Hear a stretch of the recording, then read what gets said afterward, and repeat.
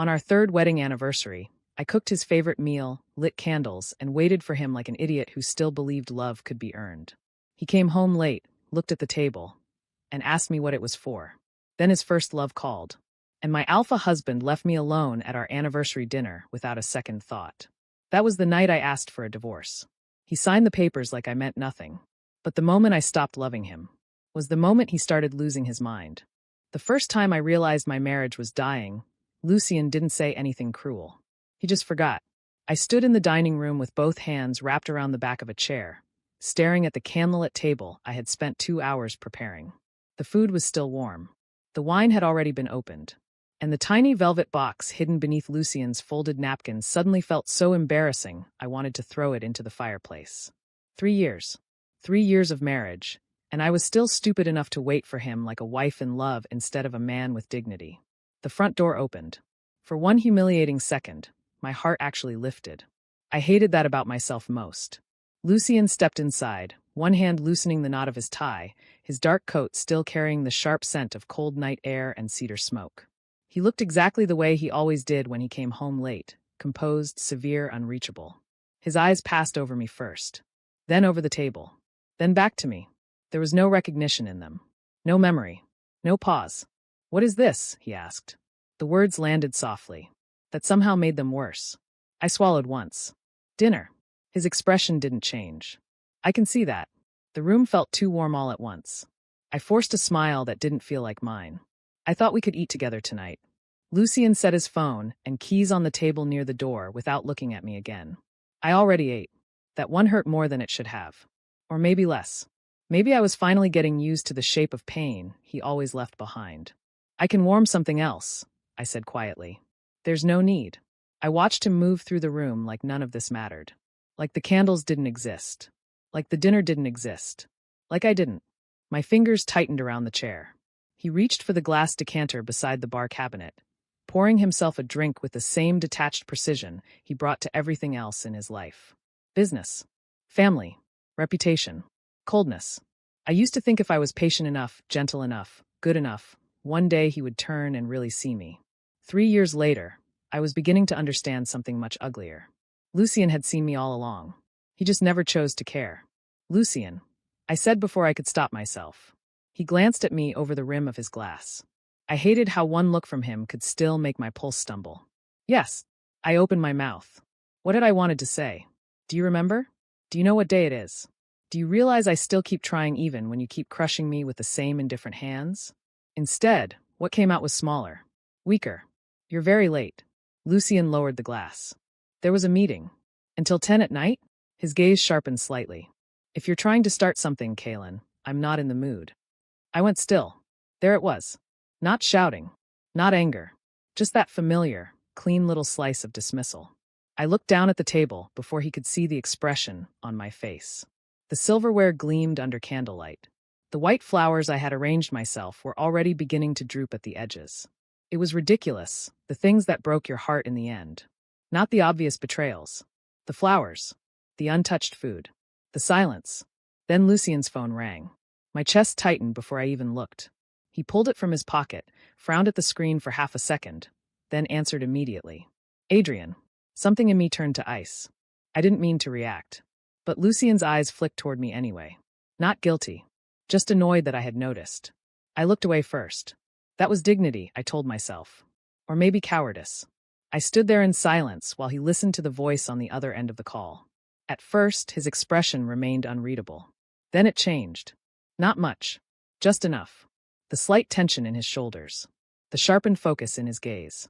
The immediate shift in his attention. It was always like this with Adrian. Lucien could be made of stone with me. But one tremor in Adrian's voice, and suddenly there was life in him. "What happened?" Lucien asked, already setting his glass down. His voice had changed too. Still calm. Still controlled. But softer. I stared at the candle flame in front of me so hard my vision blurred. I didn't want to hear the rest. But I heard it anyway. "No, stay where you are," Lucien said. "I'll come get you." Something hot and humiliating climbed up my throat. He was already reaching for his keys again. Already leaving. Again. I turned before I could think better of it. "You're going out?" Lucien looked at me like the question itself was unreasonable. "Adrian needs help." I almost laughed. Not because it was funny. Because if I didn't laugh, I thought I might start screaming. Of course he does, I said softly. Lucien's expression cooled further. What is that supposed to mean? Nothing. Then don't say it like that. I looked at him for a long moment. At the man I had married. At the man I had loved so quietly for so long that the silence had started eating me alive from the inside. And suddenly I felt very tired. Not angry. Not dramatic. Just tired. He reached for his coat. That was when I heard myself say it. Only once. Only softly. Do you remember what day it is? Lucien stopped. For a second, hope stabbed through me so sharply it almost stole my breath. He looked at me. Really looked at me. And I knew. I knew from the slight crease between his brows. The blankness. The search. He didn't know. He had no idea. My heart didn't break. It did something worse. It just gave up a little more. Lucien exhaled through his nose, already irritated. Kaylin, it's our anniversary. The words came out so quietly I almost didn't hear them myself. The room went silent. Even the air felt embarrassed for me. Lucien's gaze flicked to the table again. To the candles. To the food. To the box beneath the napkin he had never noticed. Then back to my face. For 1 week, humiliating second, I waited. For an apology. For regret. For anything. Instead, he looked at his phone when it started vibrating again. Adrian. Of course. Lucien's jaw tightened. Then he said, You could have reminded me earlier. I didn't move. I don't think I even blinked. Because that was the exact moment something inside me died. Not loudly. Not dramatically. Just quietly. The way people drowned when they were too tired to keep fighting the current. Lucien either didn't notice or didn't care. Maybe both. I'll make it up to you tomorrow, he said, already slipping his coat back on. Tomorrow. That useless little word people threw at the things they didn't value enough to protect today.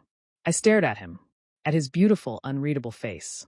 At the man I had once loved enough to destroy myself for. And for the first time in 3 years, I didn't want to ask him to stay. I wanted to know what would happen if I stopped. Lucien stepped toward the door. Lucien.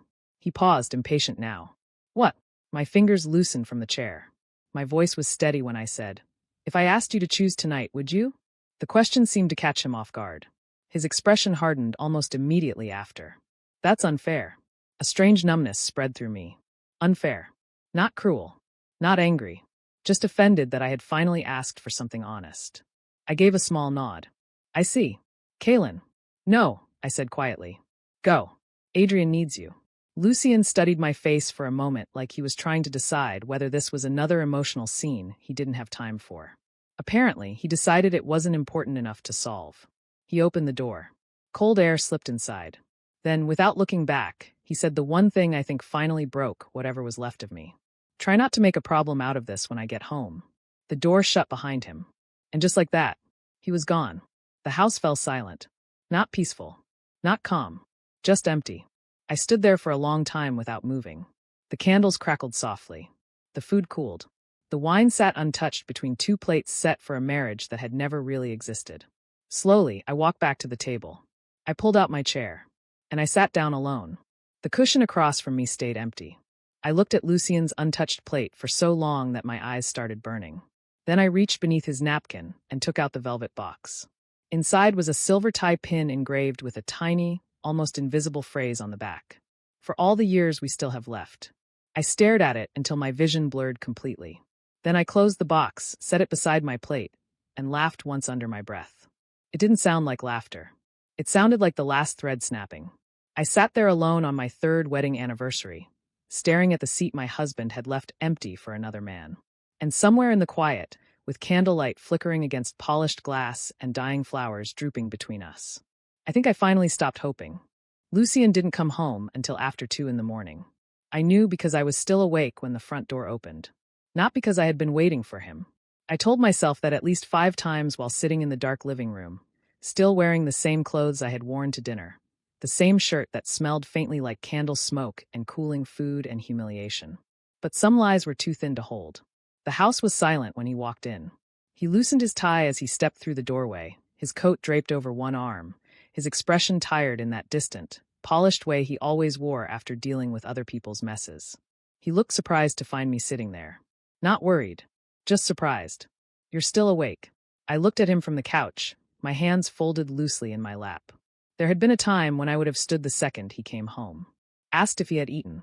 If he was tired. If Adrian was all right. Tonight, I stayed where I was. Yes, I said. Lucian glanced toward the dining room. Even from where we sat, the edge of the table was still visible through the open archway. One candle had burned itself into a pool of hardened wax. The flowers had started to wilt.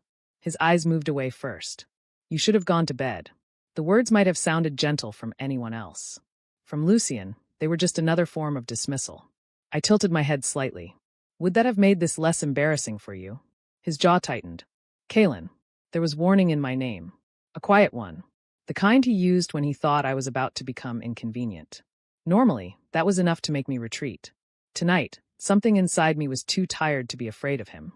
I'm sorry, I said softly. You're right. I should have known better than to expect anything. Lucian set his keys down on the console table with a little too much force.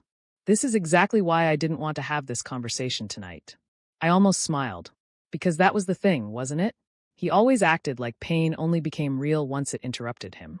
I stood slowly from the couch. The room swayed for half a second before settling again. Lucian noticed. His gaze sharpened slightly. Have you eaten? The question was so absurd I nearly laughed. I stared at him. Then I asked, did Adrian? A flicker of irritation crossed his face. This isn't about Adrian. My expression didn't change. Everything is about Adrian. Lucian exhaled through his nose, already losing patience. He was stranded, Kaelin. His car was surrounded by reporters, and he was having a panic attack. What exactly did you expect me to do? I looked at him for a long moment. What did I expect him to do? Choose me once, maybe. Just once. Nothing, I said. And somehow that made him more uncomfortable than if I'd shouted. His gaze dropped briefly to my face, then shifted away again. I knew what I looked like. Pale. Tired. Still dressed for an anniversary dinner that had ended in silence. Pathetic, probably. But for the first time, I couldn't find the energy to be ashamed of it. Lucian rubbed a hand over the back of his neck. I said I'd make it up to you. Tomorrow. There it was again. That useless little graveyard where all the things he didn't care enough to protect went to rot. Don't, I said quietly. His eyes flicked back to mine. What? Don't make it up to me tomorrow. A pause. Then, carefully, what does that mean? I looked at him. Really looked at him. At the man I had spent 3 years orbiting like some starving thing desperate for warmth. At the husband who could read a room full of investors in 10 seconds, but somehow never noticed when his own marriage was dying in front of him. And suddenly, I didn't feel angry. I felt finished. It means, I said softly, I don't want another apology you don't mean. Something in Lucian's face hardened. That's unfair.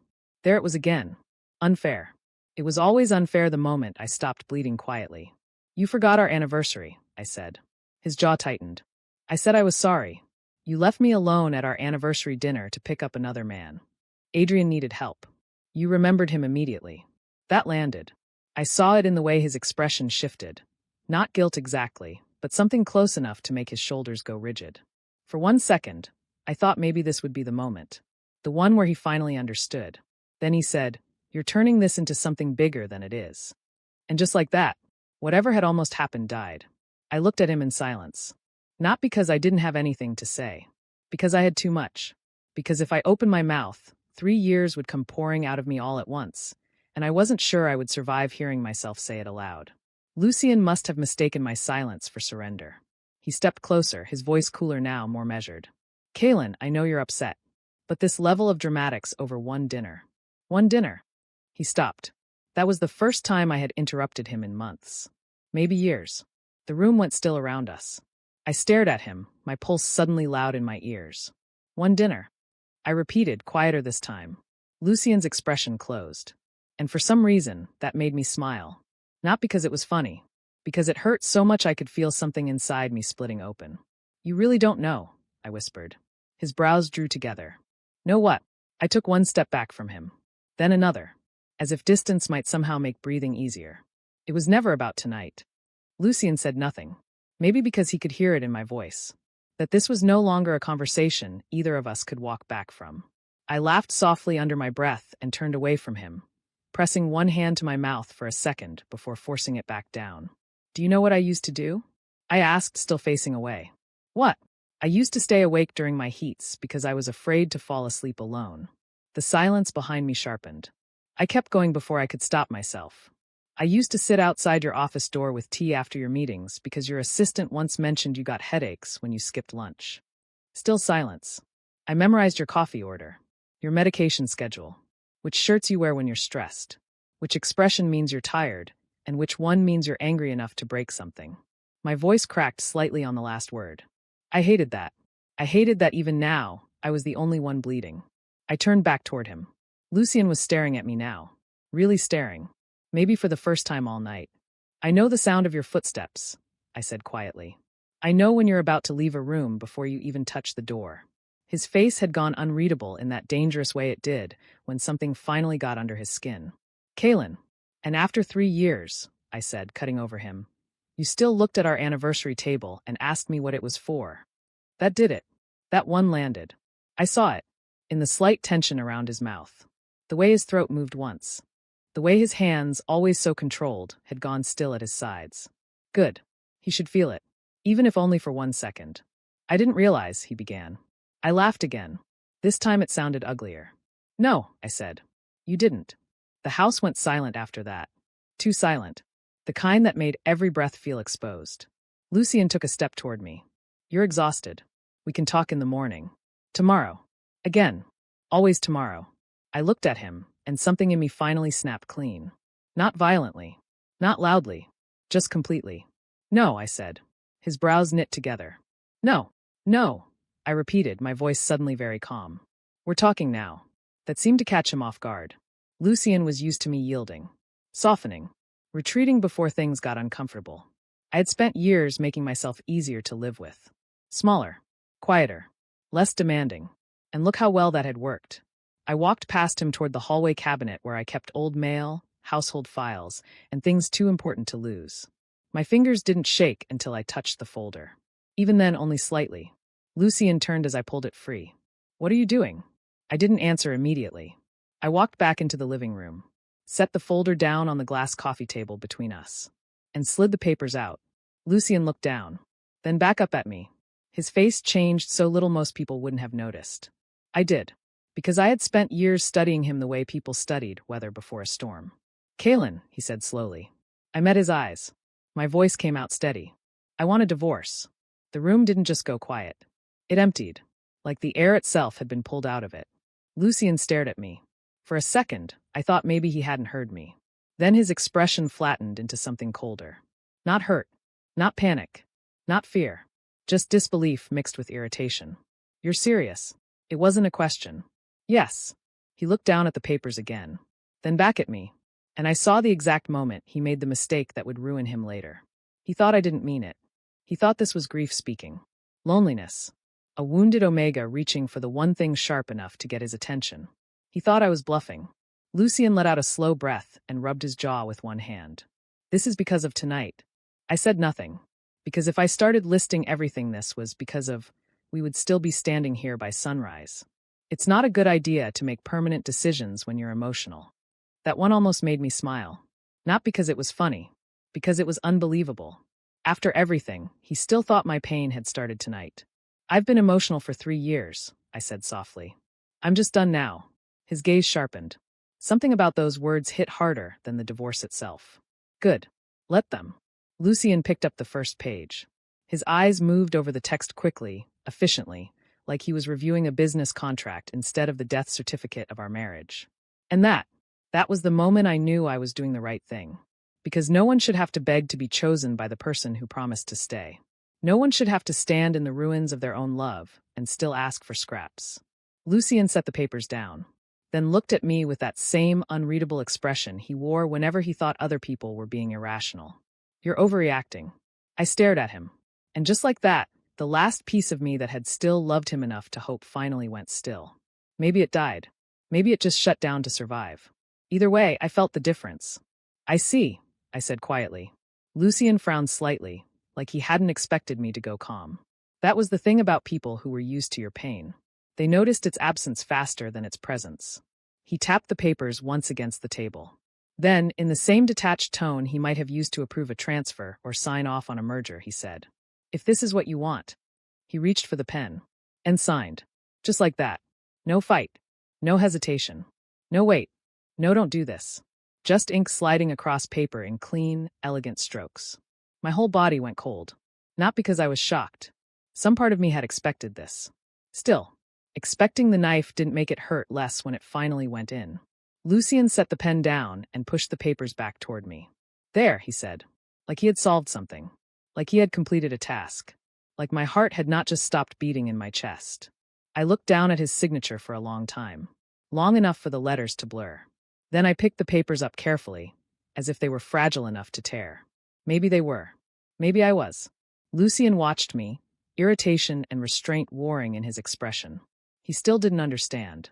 He still thought this was temporary. A punishment. A scene. A dramatic gesture that would cool by morning. You should sleep, he said at last. We'll talk when you've calmed down. I looked up at him slowly. And for the first time since I had met him, I saw him clearly. Not the man I loved. Not the husband I kept trying to save. Just a stranger in my home wearing the face of someone I had ruined myself for. A man so certain I would stay that he had signed the papers with barely a blink. And suddenly, I felt something close to peace. Cold, maybe. But clean. No, I said softly. Lucien's expression tightened. No what? No more talking. He opened his mouth. Then stopped. Because there was something in my face now that hadn't been there before. Not anger. Not pleading. Not heartbreak. Just absence. I stepped around the coffee table and moved past him toward the stairs. My voice was calm when I said, I'll have my things moved by the end of the week. That finally made him turn fully toward me. Kaylin. I stopped at the bottom step but didn't look back. He was silent for a second too long. Then, you're leaving? I almost laughed. Not because it was funny. Because of course. Of course that was the part that surprised him. I looked over my shoulder and gave him the quietest truth I had left. You already left first. Then I went upstairs. And this time, I didn't wait for him to follow. I moved out 2 days later. Lucien wasn't home when I left. Some cruel, stupid part of me had expected him to be. Not to stop me. That would have required him to care in ways he had never once proven he could. But maybe to stand there. Maybe to ask where I was going. Maybe to finally look at me like losing me meant something. Instead, the house was empty. Just like it had always been, really. It only felt different now, because I had finally stopped pretending emptiness and loneliness were the same thing.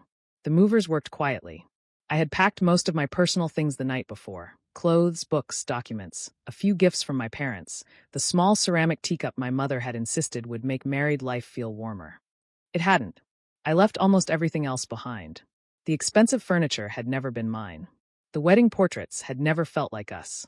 Even the bedroom had always carried more of Lucien's coldness than anything soft enough to belong to me. When I walked through the house one last time, I didn't cry. That surprised me. I thought I would. I thought maybe I'd break in the doorway or lose myself somewhere between the staircase and the kitchen island where I used to wait for him with tea. Instead, all I felt was tired. A clean kind of tired. Like the body after surviving a fever. Something weak but healing. My driver loaded the last suitcase into the car. I stood on the front steps of the Vale estate and looked back once. The windows reflected a pale afternoon sky.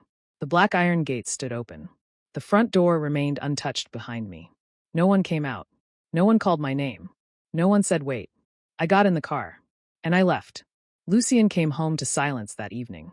At first, he didn't notice it. Or maybe he did and refused to name it. The front door opened. His shoes crossed the marble entryway. His coat was draped over the arm of the nearest chair, without the usual pause where I would have stepped in to take it from him. He loosened his tie with one hand and reached automatically for his phone with the other, eyes still scanning an email when he called out, Kaylin. No answer. He frowned. Not because he was worried.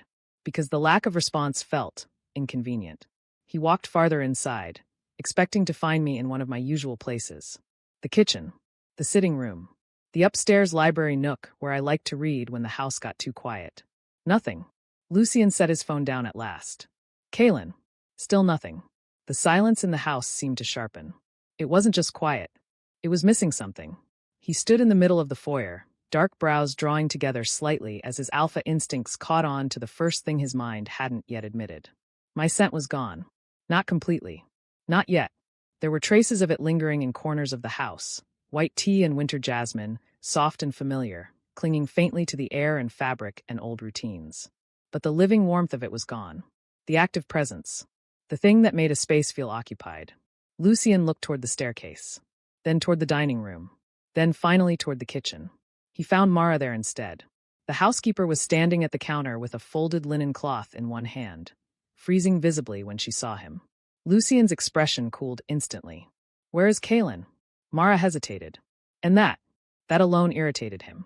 Lucian was not a man used to hesitation inside his own house. "Sir," she said carefully, "Master Kaelin left this afternoon." Lucian went still. Not dramatically. Just all at once. "What?" Mara lowered her gaze. "His things were moved out today." Lucian stared at her, then laughed once under his breath. A dry, humorless sound. "No." Mara looked even more uncomfortable. "He said he would be staying at the Ashford residence for now." For a second, Lucian said nothing. Then he reached into his coat pocket for his phone, jaw tightening as he scrolled quickly through his unread messages. Nothing from me. No update. No location. No explanation. No dramatic paragraph begging him to understand. No emotional collapse. Just absence. His face darkened. He didn't tell me. Mara's silence was answer enough. Lucian's gaze lifted slowly. And though his expression remained controlled, something in the air shifted hard enough that even Mara seemed to feel it. Because yes, I had told him. He had simply never believed me. Lucian turned without another word and walked upstairs. His pace was measured, controlled, but there was something too sharp in it now. Something beginning to crack. He pushed open the bedroom door and stopped. The room was neat. Too neat. His side remained untouched in its usual dark order. Watch on the dresser, books aligned, tie rack organized. My side looked hollow. The small tray where I kept my rings and hair ties was gone. The books from my nightstand had disappeared. The soft gray blanket I always draped over the reading chair had been folded and removed. The room didn't look destroyed. That would have been easier. It looked edited, like someone had carefully erased themselves line by line. Lucian walked farther inside. Opened the wardrobe. Half empty. Opened the bathroom drawers. Cleared. The white ceramic cup I used for tea before bed was gone from the vanity tray. That was the first thing that hit him. Not the clothes. Not the paperwork. The cup. Because it was small. Stupid. Forgettable. And yet it had always been there.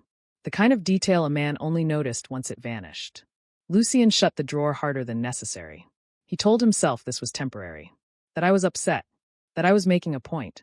That I would calm down after a few days and come back once the emotional theatrics had burned out. Yes. That was reasonable. That was likely. That was what made sense. So why did the room suddenly feel hard to breathe in? Lucian stepped back from the vanity and loosened his tie again, though he had already done it downstairs. His pulse was wrong. Not elevated enough to call panic. Not calm enough to call normal. Just wrong. He looked toward the bed, and only then noticed the envelope on his pillow. Plain white. Folded once. His name written across the front in my careful handwriting. Lucian stared at it for a long moment before picking it up. Inside was a single sheet of paper. No tears. No smudged ink. No desperate emotional plea. Just a list. At the top I had written, "Things you'll need to remember now that I'm gone." Lucian's brows pulled together. Then his eyes moved down the page. "Your 8 a.m. blood pressure medication is in the second drawer of the kitchen island, left side. You forget to eat lunch when your meetings run too long. So I asked Mara to start leaving food in your office refrigerator by noon. Your black cufflinks are in the study, not the bedroom. You took them off there last Thursday, that if your shoulder starts hurting again, the heating wrap is in the linen closet. The tailor is delivering your navy suit on Friday. You have a board dinner next Tuesday. Don't wear the gray tie. Chairman Hales hates it. You are allergic to the flowers Adrian keeps sending during spring. I told the florist to stop including them in arrangements, but you may want to remind them." Lucian stopped reading. The room had gone so quiet he could hear the faint ticking of the clock on the wall. He looked back at the page, at the neat handwriting, at the stupid, domestic little details, at the careful way I had still made sure his life would run smoothly. Even while leaving him, something shifted low and unpleasant in his chest. Not guilt. Not yet. Something more irritating. More invasive. Something like being seen too clearly by a ghost. Lucian folded the paper once, then unfolded it again. At the bottom, in smaller writing, there was one final line. "I know you won't notice most of these things right away. You never notice me right away either." Lucian stared at the sentence until it blurred slightly. Then he set the paper down too fast and stepped away from the bed like distance could make the words less true. His jaw was tight enough to hurt. He reached for his phone. Called me. Straight to voicemail. He frowned harder and tried again. Voicemail. Again. Voicemail. Something dark and immediate moved through him then. Not fear. Not yet. Anger. How dare I ignore him? How dare I leave, then make myself unreachable? How dare I be the one to decide when the silence began and ended? Lucian gripped the phone so tightly his knuckles whitened. Then stopped. Because beneath the anger was something worse. Something far more humiliating. He had no idea where I was sleeping tonight. No idea if I had eaten. No idea whether I had cried. No idea whether I was safe, warm, alone, or already beginning to heal in a place that no longer included him. And for the first time since signing the papers, the thought didn't irritate him. It unsettled him. Lucian lowered the phone slowly. The room around him felt colder than it should have. He crossed to the wardrobe again and opened the far left drawer almost on instinct. Inside were the things I had forgotten. Or maybe the things I had chosen not to take. A silk sleep mask. A pair of folded gloves. A slim leather notebook. And beneath them, a small velvet box. Lucian's hand paused, then closed around it. His chest tightened before he even opened it. Inside was the tie pin. Silver. Elegant. Minimal. The kind of gift he would have actually worn. Lucian turned it over in his hand, and saw the engraving on the back. For all the years we still have left. He stopped breathing for a second. Not metaphorically. Actually. The room went still around him. The words sat in his palm like something alive. Something fragile. Something he had crushed without ever bothering to look down first. Lucian's throat moved once. Then again. He closed the box too quickly, as if that could undo the fact that it existed. As if shutting it away could make the image disappear. Me, standing alone in candlelight, still hoping enough to buy him a gift he had never even known was there. His grip tightened. For the first time all night, his control slipped. Just a little. The box snapped shut so hard the sound cracked through the room. And in the silence that followed, Lucian finally understood one unbearable thing. I had not left to punish him. I had left because I was done surviving him. He sat down on the edge of the bed without meaning to. The mattress dipped beneath his weight. The room smelled faintly of old cedar and fading jasmine. And suddenly, for the first time in 3 years, Lucian looked at our bed and saw exactly what it was. Not a marriage. Not a home. Just a place where I had learned how to be lonely beside someone. His hand tightened around the velvet box. His jaw flexed once. Then he looked at the half-empty room and said my name out loud for no one to hear. Kaelin. The silence that answered him felt like punishment. And for the first time, he didn't think he deserved anything else. The first week after I left, Lucian told himself he was giving me space. The second week, he told himself I was being stubborn. By the third, he had stopped lying to himself about one thing. The house no longer felt like a home. It felt like a punishment built out of marble, glass, and silence. No one reminded him to eat. No one left tea in his study after difficult meetings. No one folded the sleeves of his shirts the way he preferred or noticed when his shoulder ached before he said a word. The strange thing was, Lucian had once believed he liked living that way. Clean. Orderly. Uncomplicated. Now every room in the estate felt too large. Too quiet. Too honest. And worst of all, every missing thing kept proving the same point. I had loved him in 1,000 small ways he had never bothered to count. By the end of the month, Lucian had read my notes so many times the fold line had started to wear thin. He hated himself for that. Almost as much as he hated the fact that he still carried the silver tie pin in his coat pocket, like some pathetic relic from a marriage he had already signed away. He called me often at first. Then daily. Then obsessively.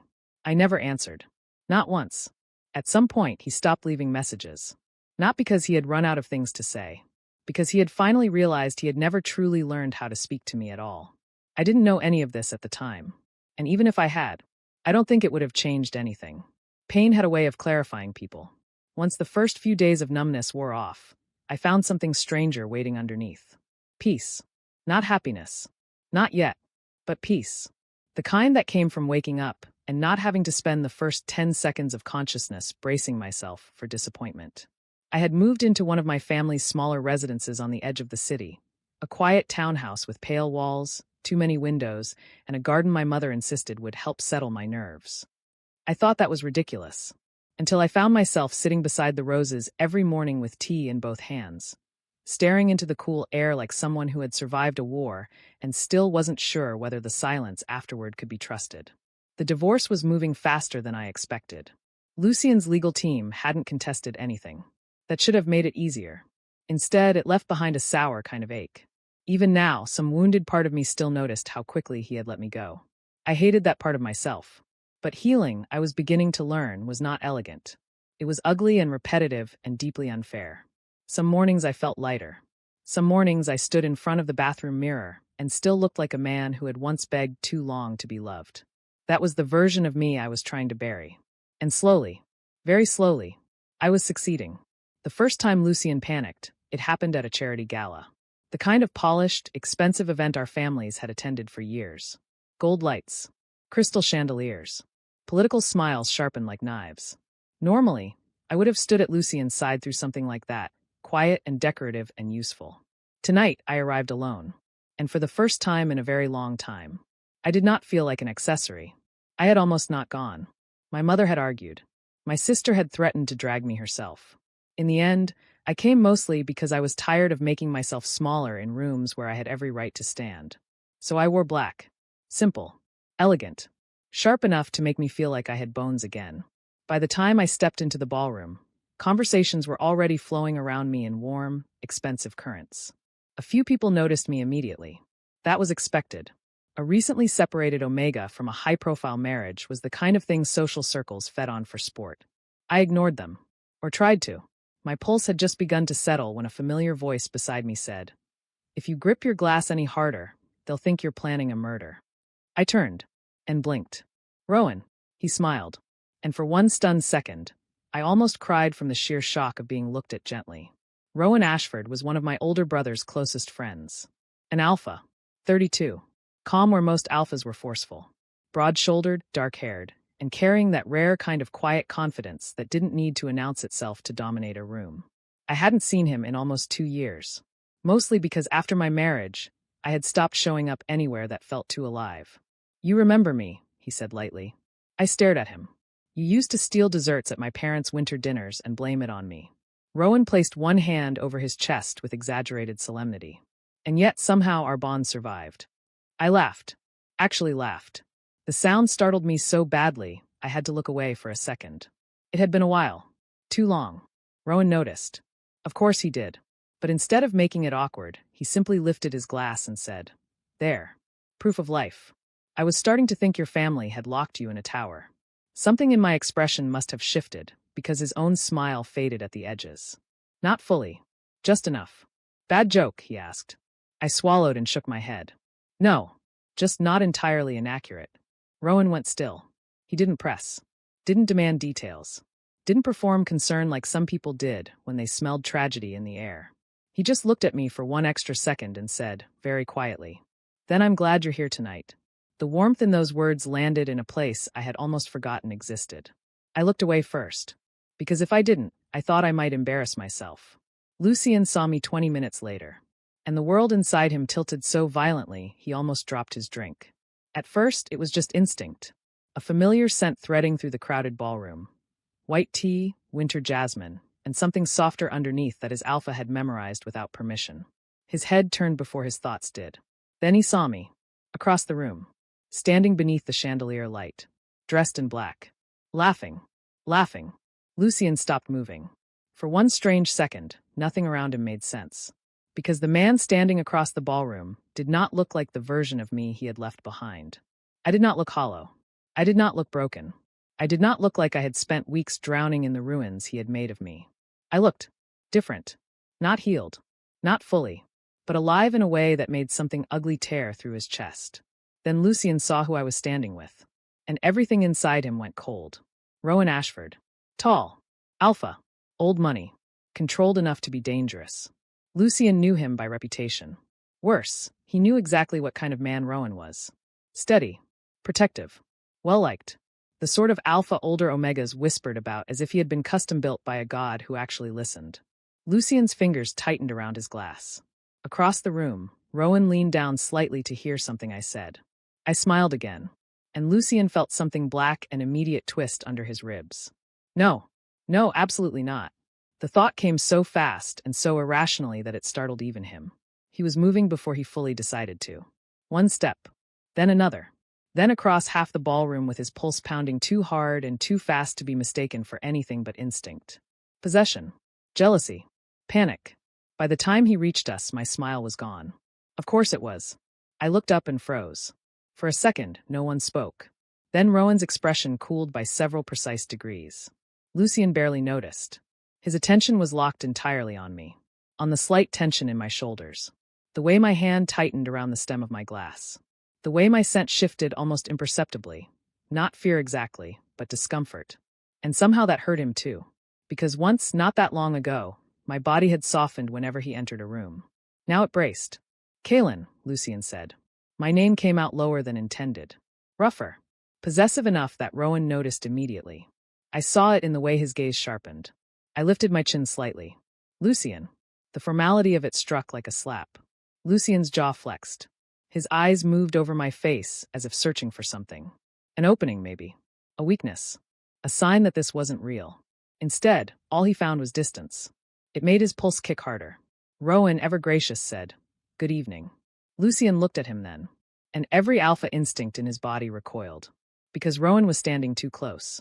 Because Rowan's attention was too settled on me.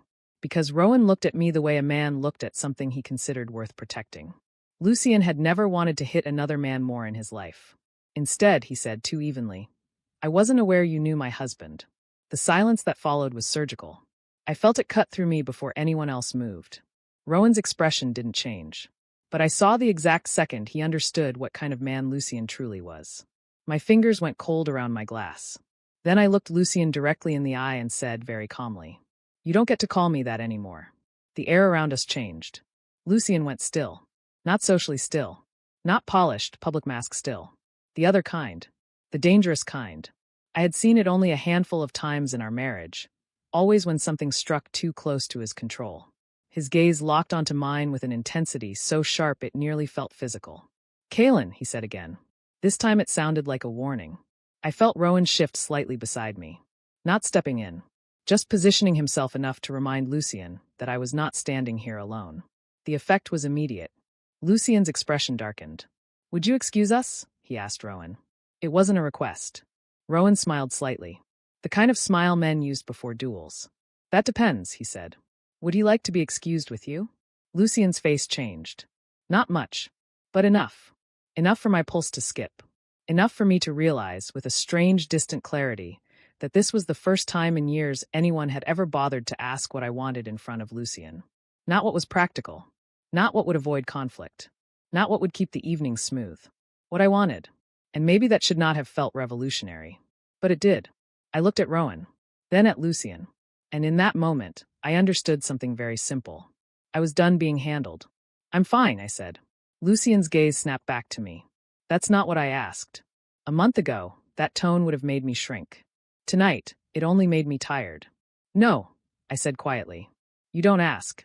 That's been the problem all along." The words landed harder than I intended.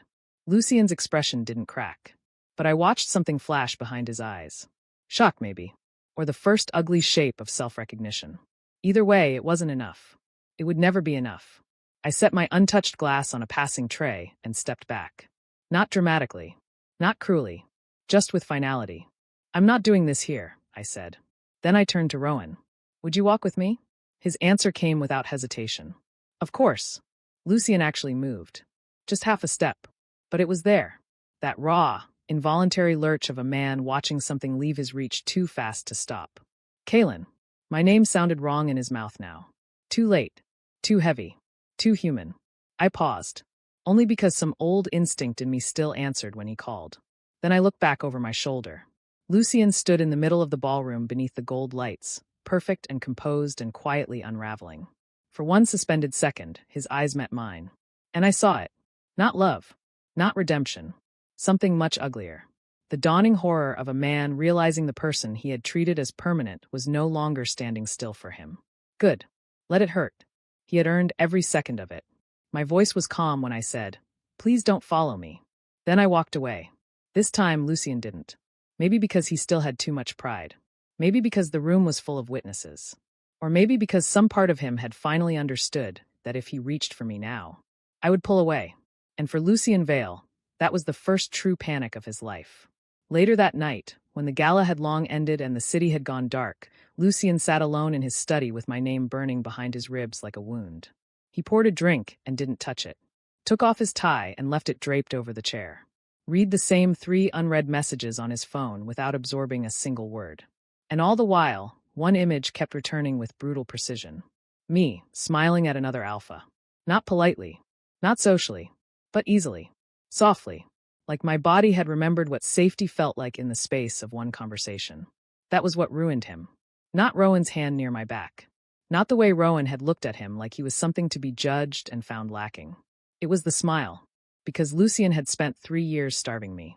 And tonight, he had watched another man offer me warmth so effortlessly that I had leaned toward it without even thinking. That realization hollowed something out inside him.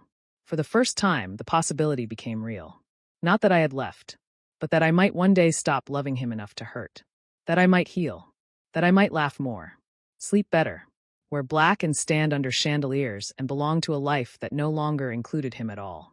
Lucien sat there in the dark until sunrise with the untouched drink beside him and the tie pin in his hand. And somewhere between midnight and morning, he finally understood the shape of his punishment. I was going to survive him, and he was going to have to watch. The divorce was finalized 4 months later. Lucien did not contest a single thing. Not the house settlement. Not the legal terms. Not the financial separation. Not even the final removal of the bond markers from our marital records. On paper, he let me go with perfect efficiency. In reality, he never let go at all. By then, Rowan had become part of my life so gradually that I almost didn't realize when his presence stopped feeling temporary. He never pushed. That was the first thing I noticed. He never demanded my trust like he was owed it. Never touched me without letting me see the movement first. Never spoke to me as if my pain was an inconvenience he had to outlast. He just stayed. Quietly. Steadily. Patient in ways I had never known love could be. At first, I didn't know what to do with that kind of gentleness. I kept waiting for the hidden condition. The coldness after. The distance. The subtle punishment for being difficult to love. It never came. And somehow, that frightened me more than cruelty ever had. Because pain I understood. Kindness, real kindness, felt dangerous when you had spent too long surviving on scraps. Rowan seemed to understand that too. He never called me fragile. Never treated me like a broken thing he had to rescue. He treated me like a person worth learning. That was somehow even harder to survive. The first time I fell asleep on his couch during a rainstorm and woke up with a blanket tucked around me and tea warming on the side table. I cried so hard in his bathroom, I had to sit on the floor for 20 minutes before I could breathe normally again. Not because anything bad had happened. Because nothing had. Because someone had cared for me gently and expected nothing in return. That was how damaged Lucien had left me. And that was how carefully Rowan helped me heal. Piece by piece. Without pride. Without pressure. Without making my recovery about his goodness. Sometimes I think that was when I first started loving him. Not in one dramatic moment. But slowly. The way winter turned into spring when you weren't looking.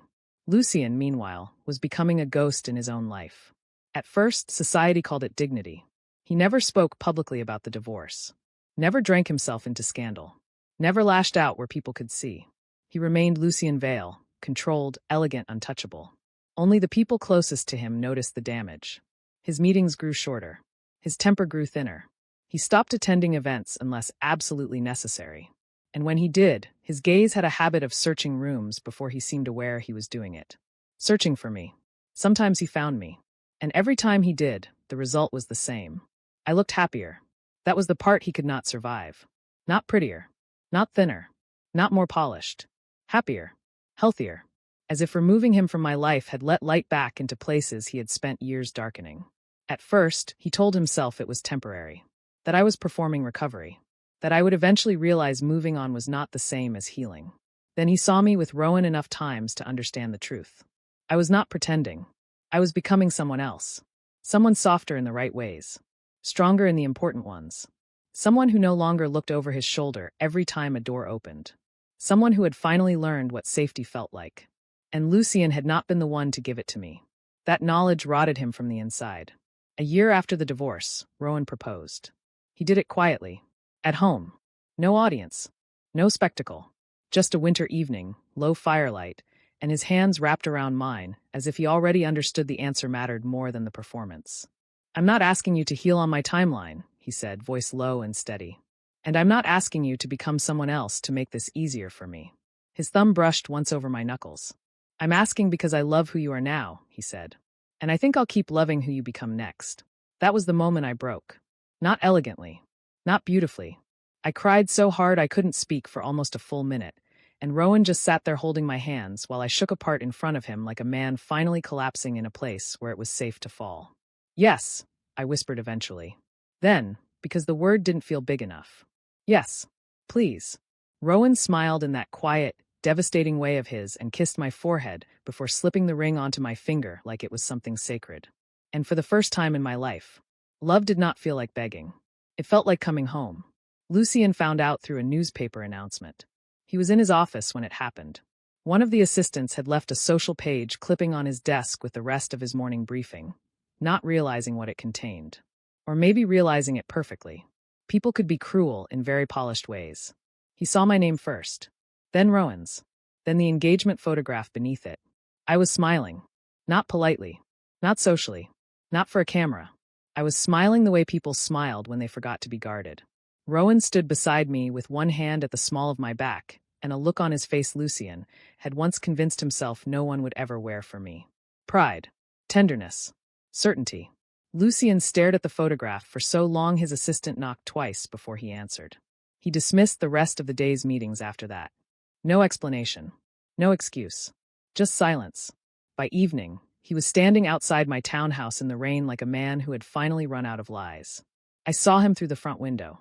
Tall, dark coat, still as a gravestone beneath the storm. For a long moment, I simply stood there and looked at him. The old version of me, the one who had once starved for scraps of his attention, might have gone numb at the sight, might have mistaken his presence for proof of love. Now all I felt was something much quieter. Sadness, maybe. Not for myself. For the years I had wasted believing this was all I deserved. Rowan came up behind me and stopped when he saw where I was looking. His voice stayed calm. Do you want me to send him away? That question alone almost hurt. Not because I was fragile. Because even now, after everything, being asked what I wanted still felt precious enough to bruise. I shook my head slowly. No, I said. I'll do it. Rowan studied my face for a second, then leaned down and kissed my temple once. I'll be in the kitchen. No suspicion. No possessiveness. No demand to monitor the interaction. Just trust. That too felt like healing. I opened the door. Cold rain-scented air rushed in. Lucien looked at me immediately, and for one long, unbearable second, neither of us spoke. He looked older. Not physically, exactly, but worn in a way expensive suits and perfect posture couldn't hide. His eyes moved over my face like a starving man looking at something he had once thrown away without understanding its value. Kalen, he said. My name sounded rough. Almost unfamiliar. I leaned lightly against the doorframe. You shouldn't be here. Lucien swallowed once. Rain had dampened the edges of his hair. His hands were empty. No umbrella. No car in immediate sight. For a man like him, that alone said enough. He had not planned this carefully. He had simply come apart and ended up here. Good. Let him feel what desperation looked like. I saw the announcement, he said. I nodded once. Yes. Silence. Then quietly. You're marrying him. There was something almost disbelieving in the words. As if some broken, selfish part of him had never truly believed I would belong to a future that didn't include him. I held his gaze. Yes. Lucien's throat moved. Rain tapped steadily against the stone path behind him. Somewhere deeper in the house, I could hear faint movement in the kitchen. Dishes, soft footsteps, the ordinary sounds of a life built gently. A life Lucien was standing outside of. A life he would never enter. And I think he knew it. For a second, he just looked at me. Then finally, the thing I had once waited years to hear came out of his mouth. I was wrong. The words landed in the quiet between us. Not dramatic. Not loud. Just late. Painfully, irreparably late. Lucien's jaw tightened once before he forced the rest out. I was wrong about everything. A year ago, that confession might have shattered me. A year ago, I might have mistaken it for salvation. Now I only felt tired. Because understanding after destruction was not redemption. It was just accurate. You were, I said softly. Something in his face flinched. Good. He should hear it plain. Lucien looked down for half a second, then back at me. And when he spoke again, his voice had lost something. Pride, maybe. Or the last illusion that he could still control how this ended. I loved you, he said. The sentence almost made me laugh. Not because it was funny. Because of course. Of course he would finally call it love only after it no longer cost him anything to say. I looked at him for a long moment. Then I said the truest thing I had left. No, I replied quietly. You loved the version of me that stayed. Lucien went completely still. Rainwater slid from the edge of his coat to the stone below. I continued before he could interrupt. You loved being certain I would still be there after every disappointment, after every humiliation, after every time you chose someone else and assumed I would survive it quietly. His expression had gone pale now. Tight, stripped bare in a way I had never seen before. But I didn't stop, because for once I needed him to hear all of it. You didn't love me when I was lonely, I said. You didn't love me when I was hurting. You didn't love me when I needed you. You only started calling it love when I stopped waiting for it. Lucien's breathing had gone shallow. His voice, when it came, was almost unsteady. Kaylin, please. That word. Please. From him. It should have mattered more. It didn't. I am happy now, I said. The sentence came out softer than anything else I had said. Not cruel. Not triumphant. Just true. And somehow that was what destroyed him most. Because he could hear it. I was not saying it to wound him. I was saying it because it was real. Because for the first time in years, my life no longer revolved around surviving someone who called neglect love and regret devotion. Lucien looked at me like the ground beneath him had finally given way. Then his eyes flicked past my shoulder. Just briefly. Toward the warm light inside. Toward the sound of dishes. Toward the life he had not been chosen for. And his face changed. Not with jealousy this time. With understanding. Final, ugly understanding. There was someone inside waiting for me. Someone gentle. Someone steady. Someone who would never leave me sitting alone at a candlelit table and call my heartbreak dramatic afterward. Someone better. Lucien's voice broke slightly when he asked, Do you love him? I could have lied. Could have softened it. Could have chosen mercy. But mercy was a luxury he had buried himself. So I told him the truth. Yes. That was the sound of the last door closing. You could almost hear it in the silence that followed. Lucien didn't move for a long time. Rain kept falling. The porch light glowed warm against the dark. My engagement ring felt solid and real against my hand where it rested against the door. Eventually, Lucien nodded once. A small movement, almost mechanical, as if his body had gone on functioning after the rest of him had already collapsed. Then he looked at me one last time and said, in a voice so quiet I almost missed it, I'm sorry. And for the first time, I believed he meant it. That was what made it tragic. Not because I wanted him back, but because he had finally become sincere at the exact moment sincerity no longer had the power to save him. I held his gaze for one final second. Then I gave him the only mercy I had left. I know, I said. Lucien's eyes closed briefly. Just once. When they opened again, he looked like a man standing in the wreckage of a house he had personally set on fire. There was nothing left to say. So he stepped back, then turned, then walked away into the rain without asking me to stop him. This time I didn't. I closed the door gently behind him. And just like that, Lucien Vale became part of my past. 2 years later, I married Rowan in a private ceremony beneath winter lights and white flowers. There were no politics, no sharp smiles, no cold vows exchanged for appearances. Just family, warm hands, tears, laughter, love spoken aloud without shame. When Rowan looked at me at the altar, his expression held no doubt in it at all. Only certainty, only devotion, only the quiet promise of a life where I would never have to earn tenderness by suffering for it first. That spring, I got pregnant. And when I told Rowan, he stared at me for 3 full seconds before dropping to his knees in front of me in the kitchen, like the news had physically taken his breath. Are you serious? He whispered. I laughed through tears and nodded. He made a sound somewhere between a broken laugh and a prayer, then wrapped both arms around my waist and pressed his face against my stomach like he already loved our child enough to shake apart from it. And when he looked up at me, eyes bright, smile helpless, voice trembling, he said, Thank you for staying long enough to let me love you. That was the moment I knew. Not just that I had moved on, but that I had finally arrived in the life I was meant to have. Our daughter was born in autumn. A year later, our son followed. The house grew louder after that. Messier. Warmer. Alive in all the ways I had once thought were impossible for me. There were toys beneath sofas. Tiny socks disappearing into impossible places. Crayon marks on one hallway wall Rowan swore he would clean and never did. There was laughter in the kitchen.